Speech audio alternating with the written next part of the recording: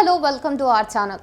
దేశంలోని కోట్లాది పేద మహిళలకు పొగరహిత వంట అవకాశాన్ని అందించాలన్న ఉద్దేశంతో 2016లో పీఎం ఉజ్వల యోజనను ప్రారంభించారు. కట్టెల పొయ్యిలో వండే మా తల్లులు గౌరవంగా జీవించాలన్నదే మా ఉద్దేశం అని కూడా చెప్పారు.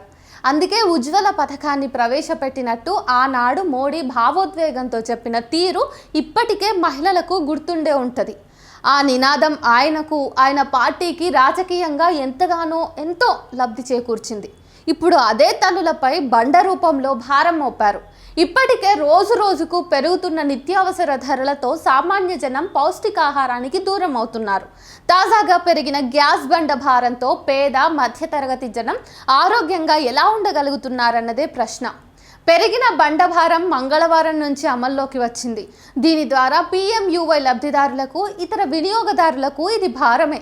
ఈ పెంపు గ్యాస్ వినియోగదారులకే కాదు, సబ్సిడీ కింద సిలిండర్లను అందిస్తున్న ఆయా రాష్ట్ర ప్రభుత్వాలపైన భారం పడనుంది. అదేవిధంగా పెట్రోల్, డీజిల్పై ₹2 చొప్పున ఎక్సైజ్ డ్యూటీని కేంద్రం పెంచింది.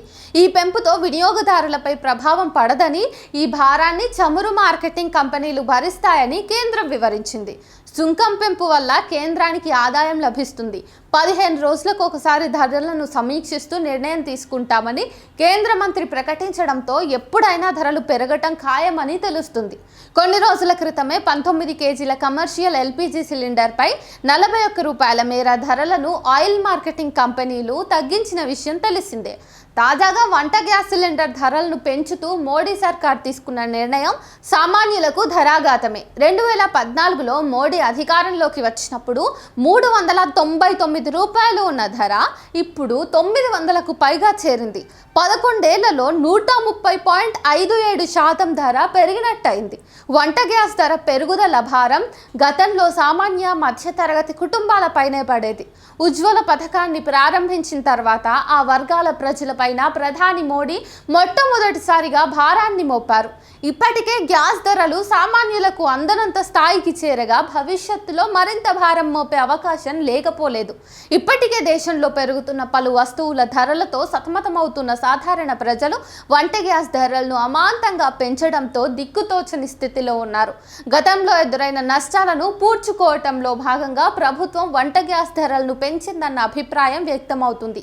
పెట్రోల్, డీజిల్పై ఎక్సైజ్ సుంకం పెంపు తప్ప వినియోగదారులపై భారం పడదు అని కేంద్ర ప్రభుత్వం చెబుతుంది. వాస్తవానికి సాధారణ ఎన్నికలకు ముందు 2024లో కేంద్ర ప్రభుత్వం పెట్రోల్, డీజిల్పై లీటరుకు ₹2 చొప్పున ధర తగ్గించింది. దాంతో మోడీని ఆకాశానికి ఎత్తారు. తాజాగా ఎక్సైజ్ సుంకం రూపంలో పెట్రోల్, డీజిల్పై లీటరుకు ₹2 విధించింది. అప్పుడు కోల్పోయిన నష్టాన్ని తాజాగా సమకూర్చుకుంది. 32,000 కోట్ల రూపాయలను ఆర్జించబోతోంది. ఎక్సైజ్ సుంకం రూపంలో గతంలో కోట్ల రూపాయలు వెనకేసుకున్న ప్రభుత్వం వాటిని పారిశ్రామికవేత్తలకు ఉపయోగించింది తప్ప సామాన్యులకు ఉపయోగించింది శూన్యం. భారత్తో పాటు ప్రపంచవ్యాప్తంగా ఉన్న ప్రతికూల ఆర్థిక, వాణిజ్య పరిస్థితుల నేపథ్యంలో మోడీ సర్కారు ధరల పెంపు నిర్ణయం తీసుకున్నది వాస్తవం. ఆర్థిక సమస్యలు చుట్టుముట్టినప్పుడల్లా ప్రజలను పక్కదారి పట్టించి ధరలు పెంపు భారాన్ని జనంపై మోపడం కేంద్రానికి కొత్తేం కాదు. ప్రజా వ్యతిరేక నిర్ణయాలు తీసుకున్నప్పుడల్లా బీజేపీ ప్రభుత్వం మతపరమైన అంశాలను ముందుకు తెచ్చి లబ్ధి పొందుతూ వస్తోంది. పెట్రోల్ ధరల విషయంలో బీజేపీ ప్రభుత్వం అధికార దోపిడీకి పాల్పడుతోంది.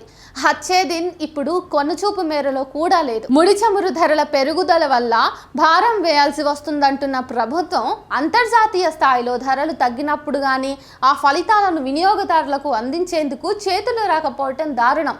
ప్రభుత్వం నిజంగా ప్రజలతో ఉందని భావిస్తే ఇంధనంపై అధిక ఎక్సైజ్ సుంకాలను తగ్గించాలి. అభివృద్ధి ముసుగులో భారం మోపే విధానాలను ప్రజలు నమ్మరు. అటువంటి వాటిని ప్రజలు వ్యతిరేకించాలి. ధరలు తగ్గించేందుకు పాలకులపై ఒత్తిడిని తీసుకుని రావాలి. ప్రజా ఉద్యమాల్లో భాగస్వాములు అవ్వాలి.